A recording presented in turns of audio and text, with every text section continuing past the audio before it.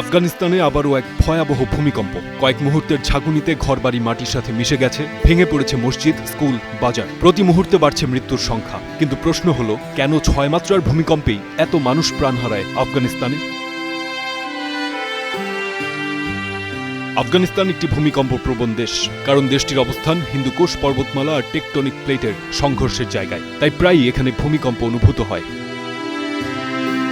বেশি প্রাণহানির সবচেয়ে বড় কারণ এখানকার অবকাঠামো। দেশটি মূলত গ্রাম নির্ভর, শহর খুব কম। গ্রামের বাড়িগুলো বানানো হয় মাটি, পাথর আর কাঠ দিয়ে। এগুলো ভূমিকম্প সহনশীল নয়। সামান্য ঝাঁকুনিতেই দেয়াল ভেঙে পড়ে বাসিন্দাদের ওপর, ফলে মৃত্যু হয় শত শত।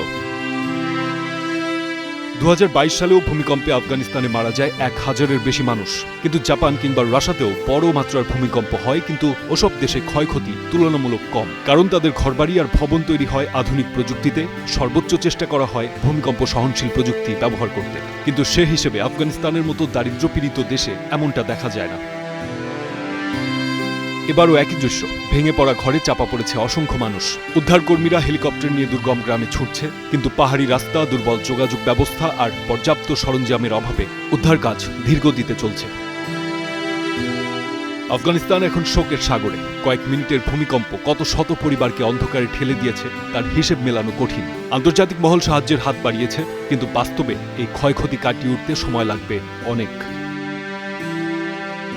ফারদিন খান, স্টার নিউজ।